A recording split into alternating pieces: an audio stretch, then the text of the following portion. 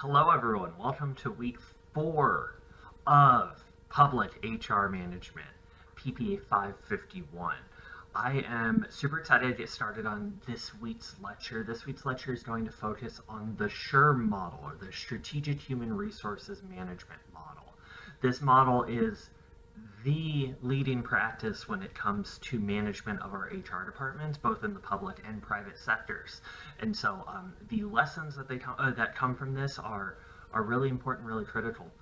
The other thing we're going to talk about today is design thinking. Design thinking is actually a really cool tool that you can use both in HR and otherwise to help center humans and people as they are in the real world in your planning and in your facilitation of group discussions. So it should be a really good lecture today, so let's get into it. Start thinking about SHRM. What we really need to do is think about HR as a field. HR actually was a field that was invented largely after Taylor's scientific management revolution.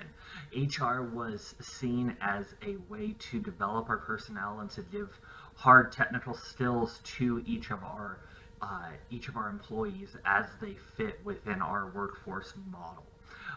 The Taylor model, as you may know, is very influential across all of public administration, but scientific management was really influential in the early days of HR management, really from the early to mid 1920s all the way up until about the 1970s. This focus on empowering employees to best serve the company and best serve the needs of the organization was this first era. And then right around 1970 we hit the second era of HR management, where we were really more focused on the planning and information systems that surround human resources in the modern age. In the 1970s, 1980s, you saw the introduction of things like the Human Resources Information System, HRIS. You saw the increase in popularity of professional organizations. And this really changed the way that we think about HR. It turned from a internal tool to manage employees to both an internal and external tool that allowed organizations to better plan strategically how their workforce is going to contribute to their organization in the long term. As of right now, there's not really a consensus about a change. It is my personal opinion that we are seeing a new revolution of HR management as well, with a bigger focus on people, as we talked about in previous lectures, treating our employees as people who happen to be our employees rather than the opposite of employees who happen to also be people. And so I would say that what we're going to talk about today is relevant. It's going to be relevant no matter what, but we're really moving into a new era where the focus of our HR systems and our HR departments are not really as much on the protection of the organizations, but more of the development of the individual. And so, throughout this revolution, throughout the changes we've seen through the history of HR, we saw the introduction of the SHRM model. And this allows organizations to be the most effective with the management of their people resources, right? Making sure that we are able to be nimble and adjust to changes, particularly changes in the economy or local dynamics that you need to respond to. It also allows us to make decisions based off of realistic information about each employee's capabilities. This is really important because communication about what expectations were placed on individual employees is not something that is as common as we would like to see it. And so given the SHRM model, we are allowed, we give ourselves a tool to understand really where our talent sits currently and where we need them to be, do the gap analysis of where we need to go. SHRM specifically refers to implementations of human resources activities, policies, and practices to make the necessary ongoing changes to support and improve the agency's operational and strategic objectives. Long sentence, push comes to shove, what SHRM is a model to strategically manage your human resources in alignment with your organizational goals. That's what SHRM focuses on. When we talk about what are we looking for when we talk about aligning these competencies and understanding where our employees are? We have to look internally to our HR departments to start, right?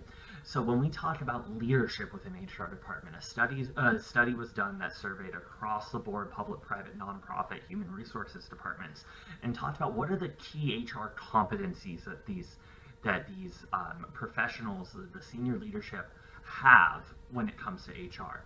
And they called out 5 different ones. Effective communication, something that we've talked about. Strategic thinking, which is the root of the SHRM model. HR knowledge, which is just the basic understanding of HR principles and policies and laws. Integrity and ethical behavior. Those are 2 things that are really important within HR management as well.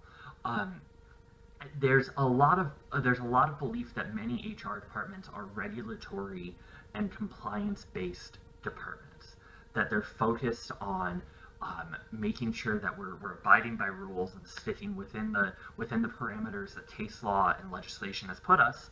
And when organizations focus their HR department on that, we get less of a focus on what it takes to be a strategic partner to the development of the organization, right? HR is what we would call an internal service. It's something that serves the organization as their primary customer. And so we have to know, just like if we were a goods-based industry, we would want to know what our customers expect from us. The same thing goes here. We have to strategically think about what our customers, the organization, think they need from us and what we're able to provide. And so that requires a lot of critical and strategic thinking that SHRM gives us a model for. When we're talking about SHRM, it focuses on this model of strategically analyzing your resources. But there's also some other critical components that are just as important to the SHRM model as others. Things like leadership. Does leadership understand and are they engaged with HR activities? Culture. How much support does HR truly have within a culture? Training and development is an excellent example of this. Are our supervisors promoting training and development opportunities? Is there a culture of ongoing learning within our organization that our HR departments can help support? Strategic alignment, obviously a huge one, right? Are the way that we're managing our talent, the way that we're planning for workforce developments, are they being properly aligned with both the organizational objectives and with each other? Is our current talent aligned with what we're seeing in the talent pipeline?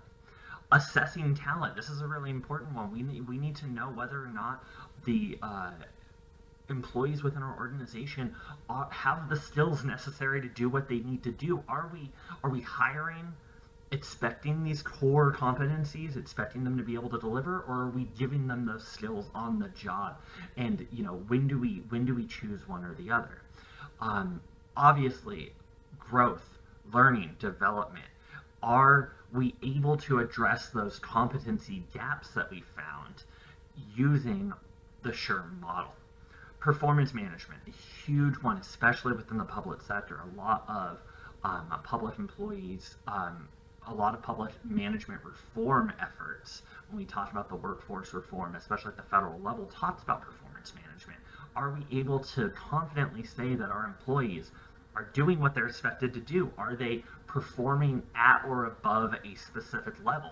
How do we define that level? And how does the definition of that level of performance, how does that strategically support our other HR priorities? Capacity and capability. Do you value HR in its capacity? Going back to the last slide, right? We're talking about, is HR a compliance organization or is it a strategic partner to the development of the organization? In analytics, is what your HR department doing linked to business outcomes? It's really cool to spend all day talking about what our strategic goals are as an organization and what HR strategic goals are as an organization. But are we truly linking the practices and the operations of the HR department to those strategic outcomes? Are we accomplishing what we need to accomplish? One of the consequences of the modern HR system is that it becomes incredibly complex. We have asked HR to move from, this Tayloristic scientific management approach where it's all about ensuring employees are doing what they're expected and given the right tools to accomplish the specific goals. Are they technically proficient? Well, now that we've expanded and we've included all of this information, these additional responsibilities that go just beyond the management of our talent, we start to realize that, especially in government and nonprofit sectors, we can't do all of this. And so we often outsource a lot of these responsibilities, particularly the critical analysis necessary to manage HR. We often outsource it to consultants, and you're on the screen here, you're seeing a bunch of different ways that we outsource the responsibilities of HR management. Now let's start thinking about the consequences of outsourcing, right? We've talked before about the outsourcing of our workforce, right? And what consequences that has on accountability and on the good stewardship of public funds. But what is the consequence of outsourcing HR functions? Are they operational functions? If so, we're going to run into a similar issue that we've run into with outsourcing of the rest of our workforce. But when you're talking about these really specific analytical skills that you're looking for, it's often a good money saver for an organization to just go pay a benefits consulting firm, a company that focuses on that thing. They can do it more efficiently, they can deliver us a final report, and we're not drawing on our current talent and having to reallocate the workflow of our HR departments to train or apply this really complex analytical skill. And so we do a lot of this outsourcing, but it isn't just consulting as well. The ability to outsource our information systems, HRIS, the human resource information systems. We often outsource the management of that data so that a company that has the technical proficiency to properly manage that data is in control of the data. We may outsource employee incentive programs. My organization uses a program called Work Tango as our incentive and reward system within the organization. We just pay a company that has the platform that we then use. This outsourcing is really critical because it expands the capabilities of our human resources department. But let's not forget about what the potential drawbacks are of outsourcing. We're continuing to lose accountability for the outcomes and the performance of these employees. We're essentially trusting another organization to do something for us, and are we opening ourselves up for potential corruption or fraud by constantly going out to external sources? Do we develop personal relationships? Is there an opportunity for corruption to seep into the selection of these different contracts, right? But any and all of these, plus many more, are regularly outsourced by HR departments. One of the things you can't outsource, though, is the strategic planning aspect of it. When it comes to strategic planning in the HR sense, we look at it in two different phases. We look at the external phase and the internal phase. The external strategic planning model for human resources involves analyzing workforce patterns and economic conditions. Are we doing economic projections? And how comfortable are we with those projections? What is the competition for specific departments and specific talents that we're looking for, especially highly technical talents? Regulation. What are the changes in regulation, the changes in case law that we're going to have to adjust to? What are the social values that we are expected to respond to? This was huge, for a lot of organizations in the last couple of years as they responded to the social justice movements around Black Lives Matter, the Me Too movement, these different things that have changed what we're expected to respond to as an organization, and largely for the better in a lot of those cases. And then, what are the technological developments? What are the capacities that we may not have now that we'll have in the future? I don't think anyone would have projected the rise of hybrid work and remote work at the same level that it's occurred since the pandemic. And that is a technological development that our HR departments have had to be able to respond to. And planning around those things and planning with those new developments in mind helps us better achieve long-term outcomes. When we're looking internally, however, we're often looking at what is our current talent level. What are the current skills that we're looking for? What are the patterns of retirement? A lot of times you'll see waves of executive leadership change in a short period of time because a lot of them are of a similar age group. And so do you have a succession plan that allows for the development and transfer of institutional knowledge for especially those higher level management positions? What are the demographic profiles of our organization? A lot of times, especially at the government level, there's a vested interest the government has in making sure, or in trying to ensure that the workforce mirrors the demographics of the community they serve. That's obviously more difficult at a federal level, but when you're looking at the state and local level, it's really important to have that representation in the workforce, in the bureaucrats. And then what are our current employee capabilities? This can go to training and development, right? What is the cost benefit of working to train up current employees versus changing the way we hire to find those core competencies? When we get to that section, that's going to be a large focus of what we talk about what is the push and pull regarding training of current employees. How do we make sure that they are fully capable of doing their jobs, and then fully capable of doing their jobs in the future with these regulatory, social, and technological developments changing their work? Within the strategic plan, just like with any other strategic plan, you're looking for your VMV, you're looking for your vision, mission, and values, right? But you're also including goals and objectives. Strategic planning is all about achieving specific outcomes in the long term. So we have to be able to identify what are our goals and what are the checkposts, the objectives that get us from here to there. How do we perform the key functions of HR to achieve a certain directional outcome? A lot of times what we do using the strategic plan is forecasting, where we're forecasting what are the current functions of specific positions and what are the future functions of specific positions. What are the additional skills that they may need to use? When the COVID-19 hit, a lot of workforces, particularly nonprofit and state and local organizations, had to suddenly adjust to the influx of using digital records. How can we make sure all of our records are digitized and we complete the same functions that we would have normally done on paper, but because we're remote, how do we do that digitally? What are the security implications with that? And are employees skilled enough using those basic computer functions to be able to do their work at home? And if so, how do we respond to that?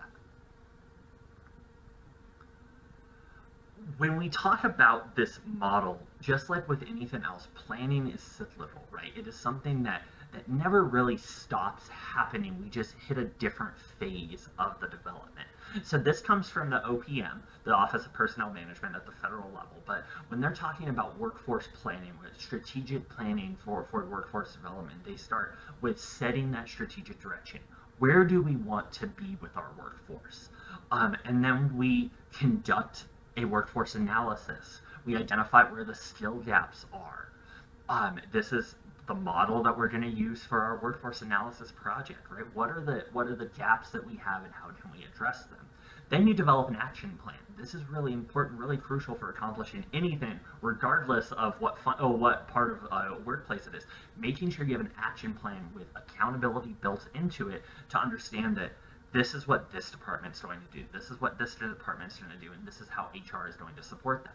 For example, if one of our strategic goals is to increase the amount of workforce training and talent pipeline development in our local communities for specific agencies such as, the federal government, the Defense Department, are there training opportunities available that create that workforce pipeline? Great. How do we actually accomplish that now? What parts of our organization are we using to accomplish that? Are we contracting it out? And how are we going to make sure that we meet those outcomes? And if we don't meet those outcomes, how are we responding are we being agile enough to respond to those changes? Then we got to do it, right? This is the hard part. We can plan all day, we can sit around and use a whiteboard and talk about our strategic goals, but now we've got to actually do it. And keeping people on course for achieving strategic goals, particularly if they're goals that are not necessarily embedded within the workforce culture, we have to be able to hold our employees, our managers, our supervisors accountable for implementing the specific action plan. And then we want to continually monitor, evaluate, and revise this plan. A lot of times your strategic planning, especially in the workforce sense, is looking no more than 5 to 7 years out, because it's just unreasonable and kind of a waste of our time to try to do economic projections beyond 3 to 5 years. And so when we are starting the development of a new strategic plan, how are we responding to the successes and failures of the previous plan? And what are our new objectives? Did we accomplish what we needed to accomplish? Were we too conservative or too idealistic about what our goals need to be? We're constantly going through this cycle to ensure that we're always meeting those strategic objectives. Here's another great example from the National Institute of Health. This is their Office of Human Resources. This is how they view their workforce planning model. They determine their strategic direction. They conduct, this is how it differs, they've separated out a supply and demand analysis. So our supply is, what does the talent pool look like? Where are we drawing from? Are there enough qualified people to fill our positions? And then we do a demand analysis. This is looking at the demand for services and the HR requirements that come with that. Are we going to have to massively increase the number of, in the National Institute of Health sense, researchers? And how are we going to hire for those positions? Then we conduct a gap analysis. The gap is essentially, where is our demand, where is the supply, and how do we make sure that those things align?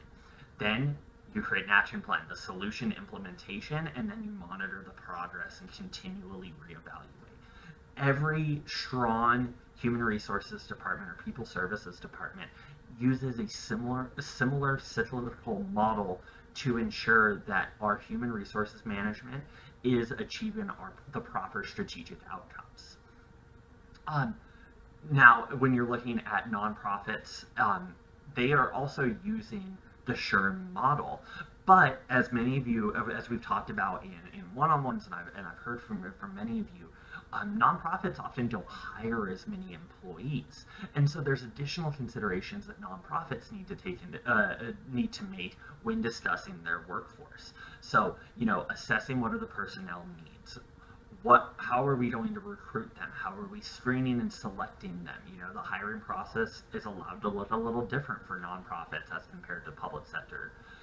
How are we screening, selecting, orienting, and working through compensation issues? Something that's not on here for nonprofits that is another key component is volunteerism, right?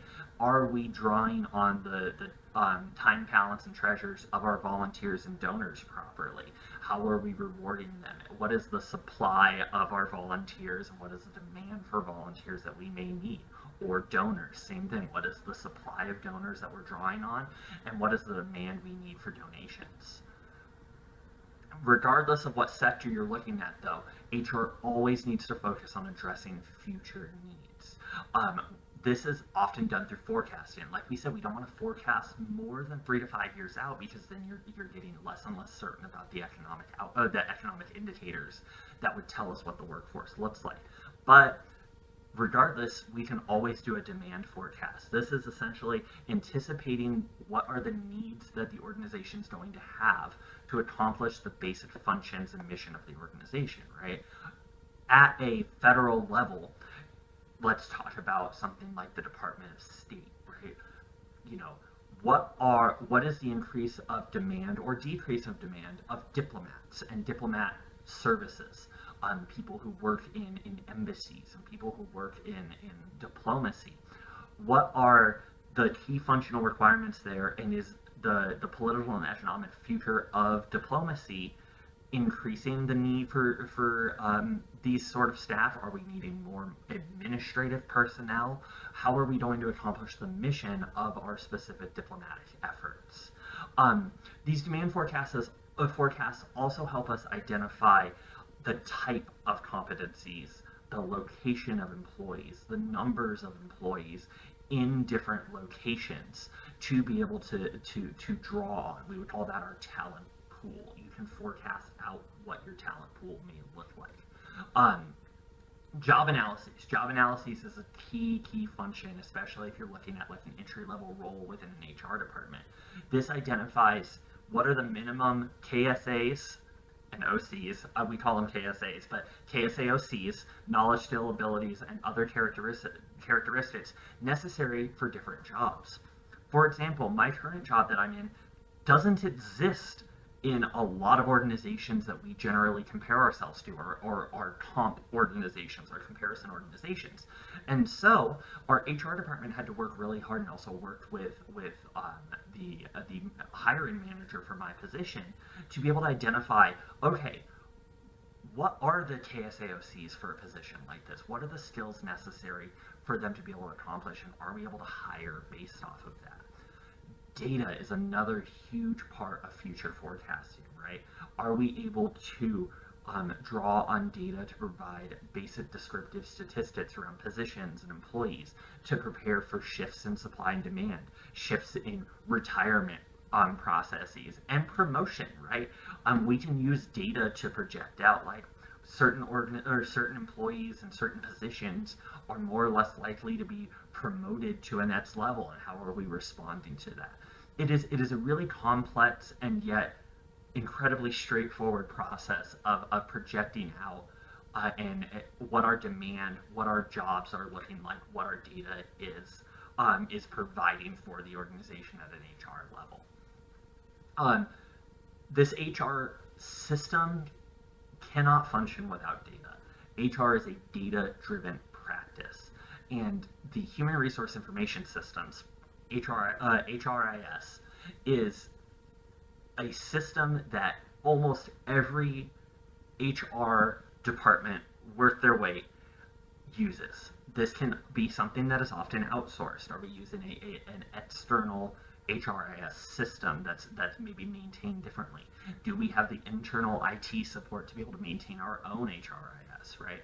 HRIS does a lot for the Human Resources Department because it allows you to maintain basic data about your workforce at any given point.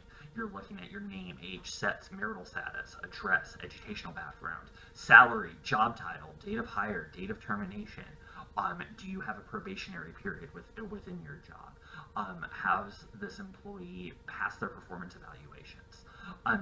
By collecting all of this information and storing it makes it really simple for HR professionals, whether or not they have a sophisticated understanding of data analysis, to produce a variety of reports to talk about new hires, potential firings, leaves of absence, sorting employees by job type or education level, and even their job performance level. And then, HRIS systems are typically designed around the data that specific HR department is trying to use. A lot of HRIS systems may be focused on simplified reporting outcomes, or it may be focused on cataloging as much information about our employees as possible to be able to track demographics and track, the alignment between our workforce and the demographics of our community of service. And then storing all this data also gives us the ability to meet federal and state record-keeping requirements. There are certain things, based off of sunshine laws, based off of other requirements that we have to maintain over time. And the HRIS systems, I keep saying HRIS systems, it's like ATM machines, are different information systems for HR, allow us to stay in compliance, and also can give us the tools to stay in compliance with other things like EEOC requirements. HR systems information systems provide so much benefit.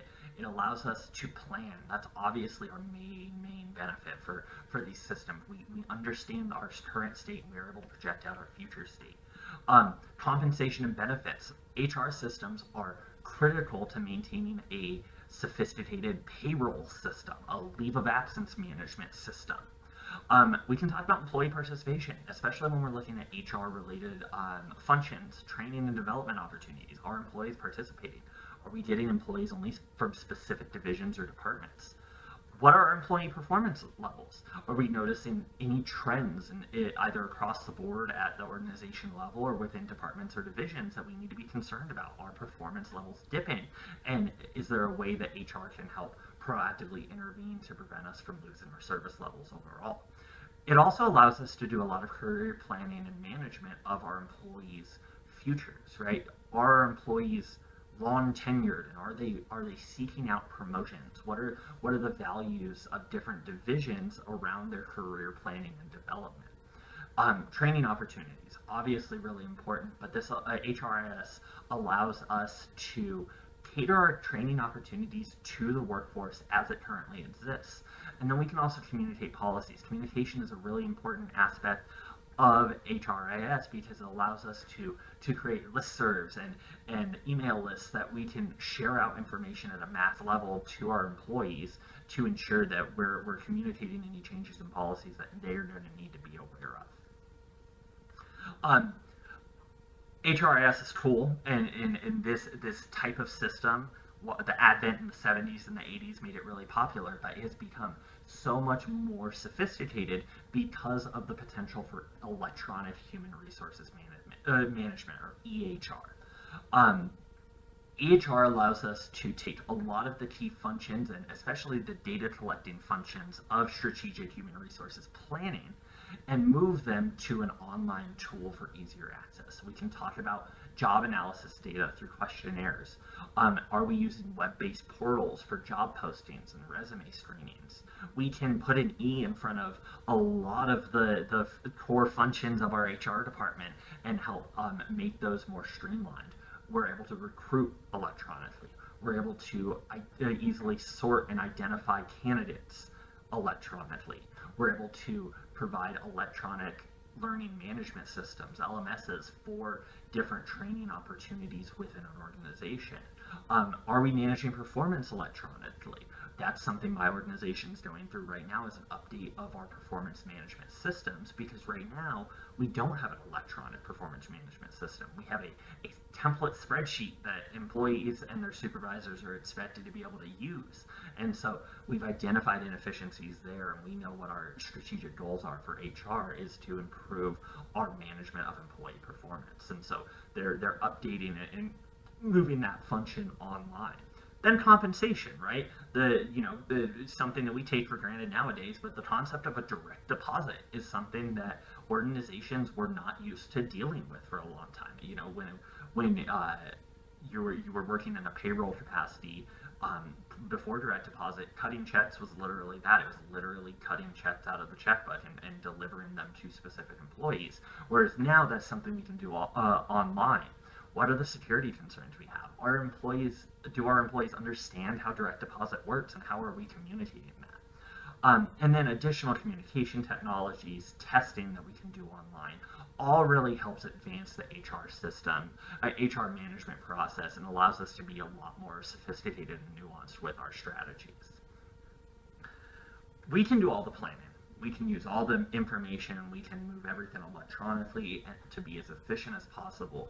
But if we don't know how to implement the strategic goals and outcomes of our HR departments, we're never going to accomplish those long-term objectives that we're looking at. Remember, SHRM attempts to match the available supply of labor with the forecasted demand for labor as it relates to the organization's strategic plan. We're not just saying there's a 10% increase across the board in employee demand.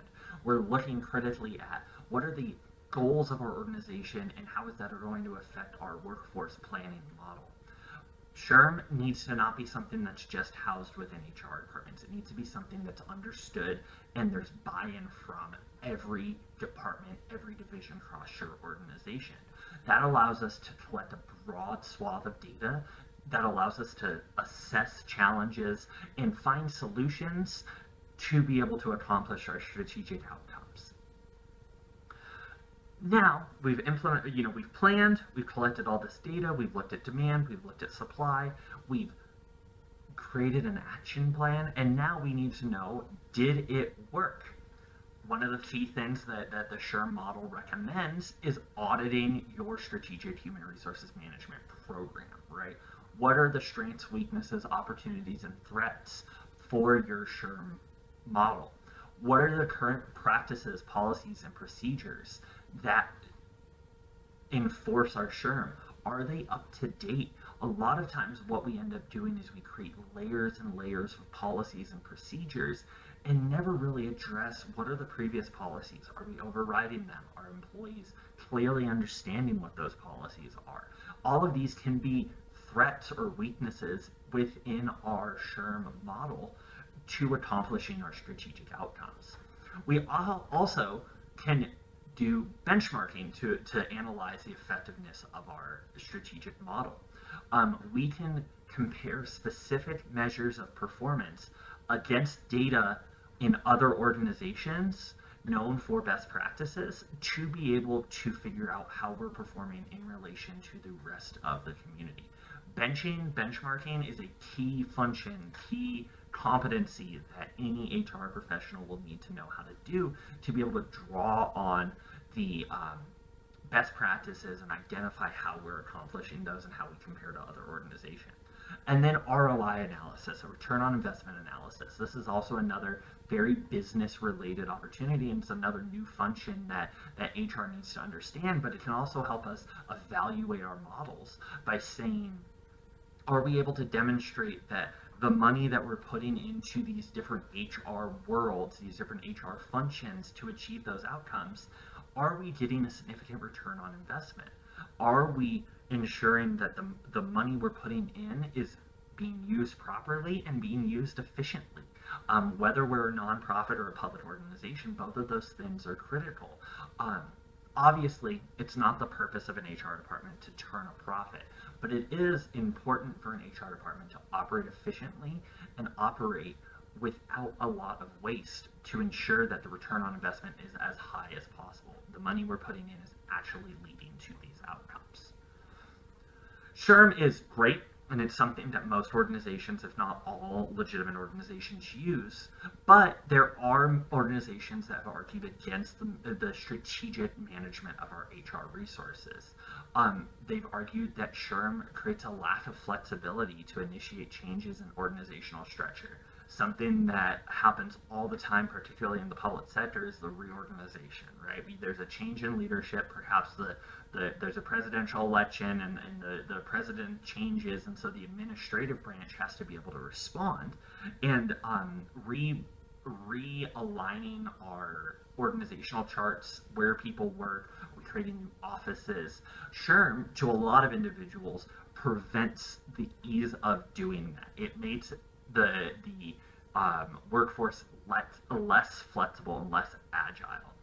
Oftentimes, it takes a lot of resources to be able to update all of our systems and train employees on these new policies and procedures, resources that, frankly, many organizations just don't have. Time management is another huge one. Do our managers have the time to understand and implement and be champions for our SHRM? Or do employees have the buy-in to an understanding and time to do the trainings, to gain the core competencies that we've identified? Managers under SHRM may have a limited ability to assess and select candidates. So how are we classifying our jobs? How are we analyzing different positions to set our managers up for success? And then, managers may not have the skills necessary. You will. Welcome to the class. But managers may not have the skills necessary to do proper workforce forecasting. Does HR have the capacity to support them? A lot of times the answer is no. And so how are we ensuring that the managers have the support and training necessary to be able to accomplish our strategic outcomes? When push comes to shove, though, effective HR departments integrate their HRIS system. They use metrics and analytics for decision making, and they participate in strategic planning activities. Those are the key three things, regardless of whether or not you're using a true strategic human resources management model or not. All of those things are just requirements in the modern HR era. When we go back to our key proficiencies, what are the key skills that senior HR professionals have? One of them was strong ethics, a strong moral compass, right? HR codes of ethics are really important because you're often handling incredibly sensitive information. a supervisor of mine was a longtime HR director, and she shared with me one of the practices that she used with her employees, especially employees who had never worked in HR before, is that she brought them into her office, and they just opened up all of the data that the HRIS had. This allowed the employee to look at data and to really test whether or not they are ethically able to to handle that sensitive of information. You know, one of the challenges you may see, especially with younger HR employees, is they're looking at things like compensation and seeing differential compensation that they may not have anticipated, or they have, you know, personal relationships with certain employees, and are they acting on those relationships? Are they acting in the best interests of the organization? It's a really difficult balance for a lot of younger professionals to be able to handle. That's why, you know, the supervisor of mine said we brought them in, and there were certain people that saw it and they didn't handle it properly. They weren't able to handle it ethically or responsibly. You know, within these code of ethics, we're talking about things like integrity, legality. Are we following the rights and laws? Proficiency. Are we maintaining the competencies we need? Professional loyalty. What are you using your position for personal gain? If so, this is not the place for you. And then confidentiality, right? You're going to see a lot of sensitive information that just cannot be shared for various legal, ethical, moral reasons. We have to be able to maintain that level of confidentiality. But these standards are really important for HR professionals. So when we look at SHRM overall, really what SHRM allows us to do is to determine the HR needs of an organization and ensure that qualified personnel are recruited and developed to meet those organizational needs. We do that through demand analyses, supply analyses, and gap analyses that allow us to get from here to there. It's also important for organizations to be able to select employees who fit the characteristics of their specific position, but also of the organization. You know, when we talk about our KSAOCs, the OC is that fit, right? Are they someone who have a value system that largely aligns with the strategic outcomes of our organization? That's been a huge point of contention for a lot of less sophisticated organizations with the rise of DEI. Diversity, equity, and inclusion, to many, is still an incredibly politicized topic. Within HR, we look at it as a key function, and that's not going to change. But many of our employees, if the organization prioritizes diversity, equity, and inclusion, if our employees have a personal political opposition to something like that, are we properly supporting that employee, and are we properly supporting the organization in achieving those outcomes? Sometimes we have to reach the hard conclusion that, you know, this candidate may not be the best fit for our organization because of the strategic values of the organization.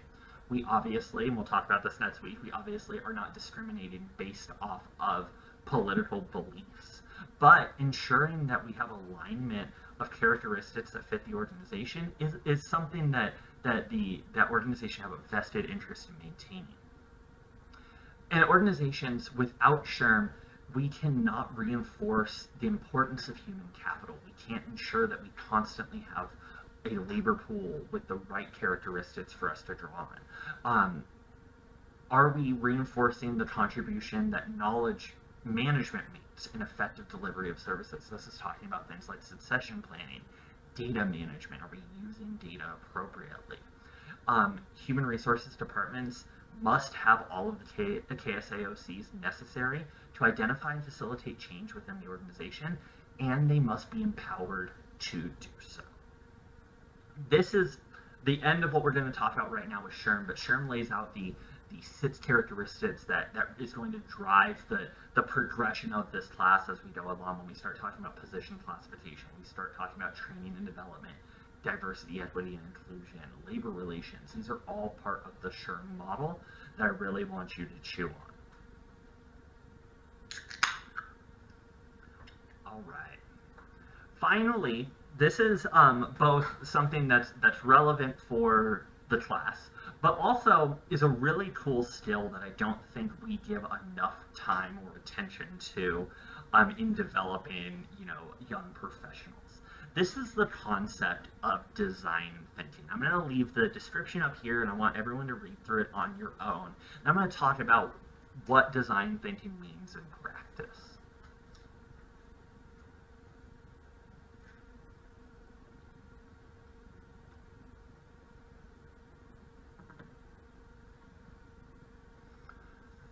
With design thinking, the most important part that I want you to really hone in on is the human-centered approach to innovation. There's a lot packed into just that. The human-centered component will just start right here. What we're talking about here is understanding our employees as people, right? Are we creating systems that support our employees as people, or do we support our employees as employees? Design thinking really requires an empathy-driven approach to thinking about problem solving in the workforce. Innovation is something I talk about every day in my day job, but innovation is a requirement of modern organizations to be able to keep up with changing needs, rapidly changing needs, particularly for our employees and for our human resources departments. What design thinking allows us to do is it allows us to problem solve in a human-centered, empathy-first way. What this does is it aligns three different things in our problem-solving models. We're talking about the needs of our people. What are the needs of our people, both in a professional sense and in a personal sense? Are people demanding and requiring hybrid or remote work opportunities? And what are those needs, and how are we aligning those with our strategic outcomes? We're also talking about the possibilities of technology. Design thinking requires a critical eye on the technologies available to us to be able to solve problems in the workplace. And then finally, what do we need to do to be successful as an organization? What are our business success criteria that we are focusing on? Design thinking takes all three of those things and creates a model for problem solving that you can use in your professional professional life, and also in a human resources context. When we're talking about one of the videos on Canvas that you should be watching for this week, talks about design thinking. Design thinking, just like everything else, is cyclical, right? Design thinking requires us to collect data and be honest. It also requires us to tell stories using that data, frame our strengths, weaknesses, opportunities, and threats in a way to achieve specific business outcomes. Then we use design thinking to generate ideas. We refine ideas. We create ideas from an empathy purpose. Without design thinking, you end up with policies and solutions to problems that don't sit well with employees, that cause employees to be frustrated with outcomes, right? Without the empathy-first approach, you end up with a situation like we're seeing in France, or we've seen in France the last couple of weeks. France raised the retirement age for their employees 2 years, and talk about a different work culture, right? Legitimately caused riots in the streets of Paris regarding the raise in the retirement age. I can't imagine we would see similar riots, but there was a legitimate civil unrest because a policy decision was made without an empathetic approach or an empathetic eye to how people were going to respond to that. I'm not saying design thinking would stop the civil unrest that they may be seeing, but it allows you to gain input from people and to see people as humans.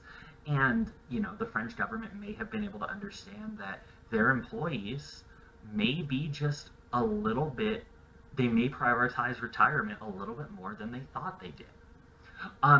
Then we experiment, right? We create a safe space. This is a key principle of innovation in general, but we create a safe space for experimentation. The principle that I always use when it comes to innovation, when it comes to problem solving, is we tolerate failure and we don't tolerate poor performance. Failure means we tried something and it didn't work. That's okay. That is what we have to allow for to get true design thinking innovations. However, We do not let these prototypes, these experiments, these pilot programs lessen our productivity. We don't allow for poor performance to be an impediment to a solution, to an innovation. We tolerate the failure of experiments, but we don't tolerate poor performance because of those experiments. And then we constantly evolve, right? We're tracking learnings and moving forward. We're constantly thinking small p progressively about what we're doing. Using the design thinking, I want to encourage you all to conduct a little bit of a thought exercise with yourself. Later on in the course, I'm going to talk to you about innovation. I'm going to talk to you about a lot of the work that I do and how you can use those principles. And design thinking is a good introduction to a lot of these concepts. Essentially, design thinking gives us a scientific process, like we learned in 4th grade biology, to finding creative solutions that have the buy-in, technological support, and business outcomes that we're looking for. So based off of this course so far, the conversations we've had, and your own personal experiences, we have such a diverse group of lived experiences within this course. I really want you to be thinking about what is one way in which we can use design thinking to solve an HR public service problem that you may see. These problems may be things like workforce development. It may be things like succession planning. It may be things like tensions between administrators and labor unions. How can we use a design thinking approach and model to address these concerns? Also, stepping back from design thinking, how can we use this at a high level to discuss how to help solving this issue? This is a really important distinction that may get lost, and it's something that's hard to see until you've seen it not happen, right? But let me talk a little bit theory here as you're chewing on this question, right? When we talk epistemologically, when we talk about the theory of how we know things, one of the things that we have to consider, especially if we're trying to create a culture change around something like innovation, is what language are we using and what tools are we giving to people to discuss problem solving, right? If problem solving, the only lens that our employees have for problem solving is finding the best solution, great. That's not design thinking. That is Googling best practices and trying to fit a round peg in a square hole. This is something we call extrapolation bias or an extrapolation fallacy, wherein we are encouraging employees to go out, find what's worked for another organization, and apply it to us. The fallacy is that when we look for those outcomes, when that's how we treat problem solving as an organization, we are not actually solving problems. What we're doing is we're selecting only the successful innovations that other organizations have used and trying to apply them here, discounting the fact that there were numerous tens of thousands of failed approaches that may provide us with just as much insight about how we need to treat our organization, right?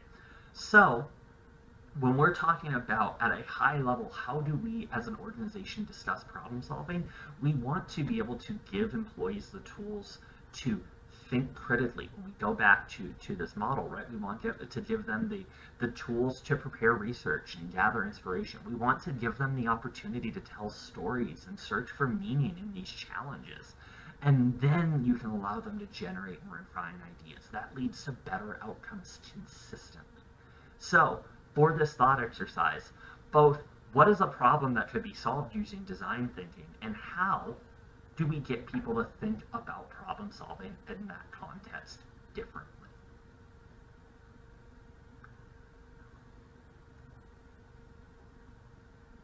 All right, wonderful. So we are in week 4, and everyone has turned in.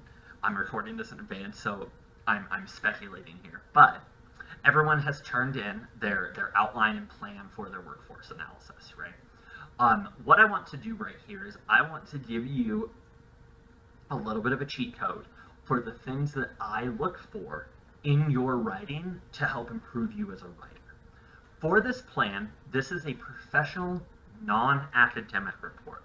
Now, I'm sure everyone here has heard, academic writing is not the same as professional writing. And it's not, because the outcome is different. In academic writing, in an academic report, you are demonstrating competencies and an understanding. In a professional report, you are writing specifically for your audience, right?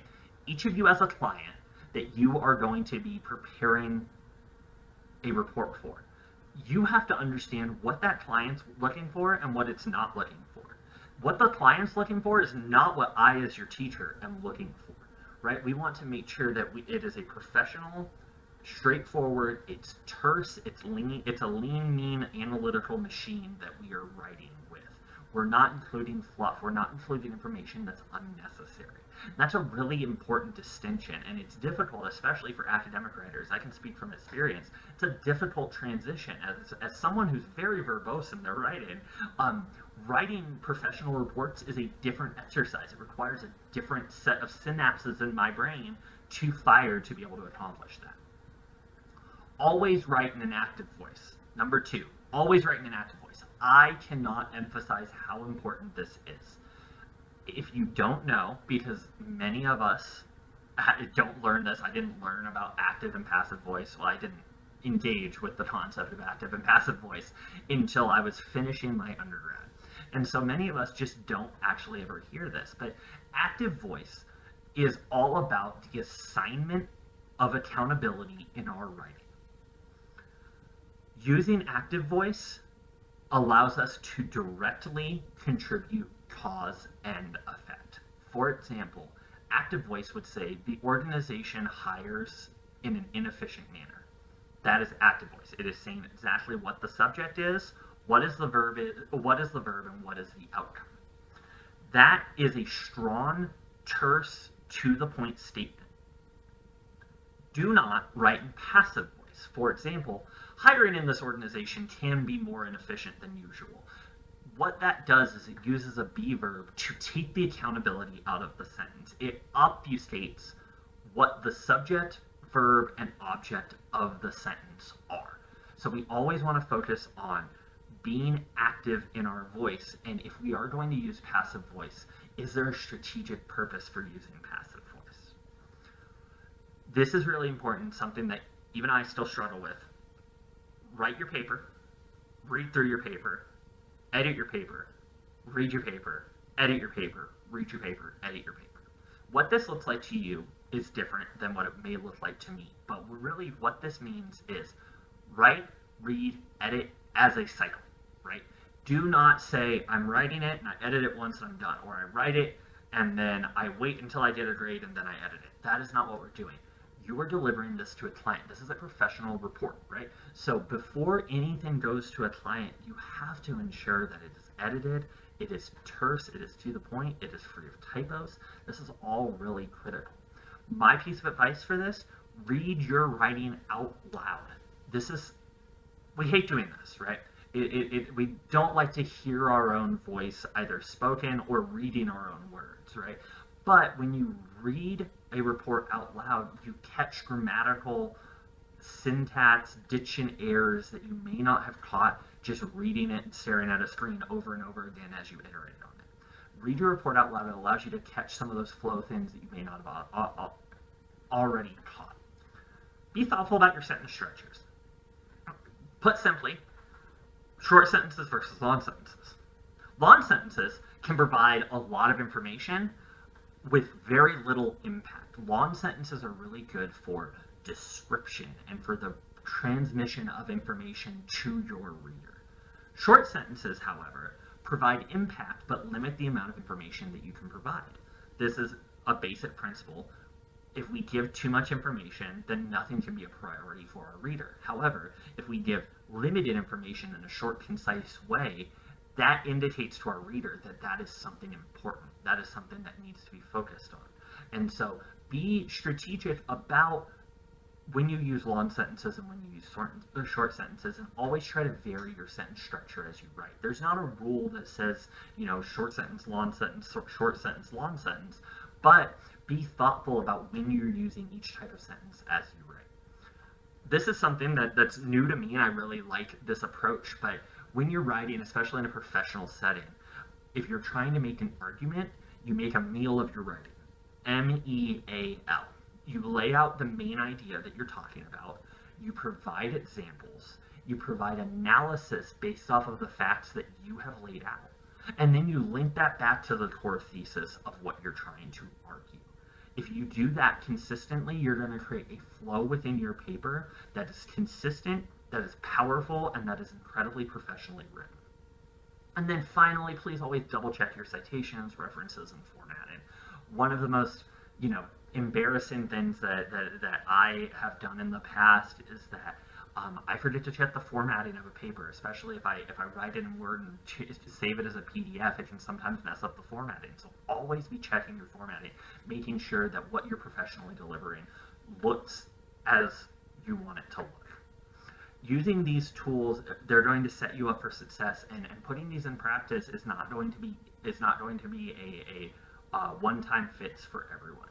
Using these in your own way is how you are going to develop as a writer, and how I'm going to help you develop in your career as we go along. All right, when we talk about next week, before I close out entirely, we're going to talk about equal employment opportunities, EEO.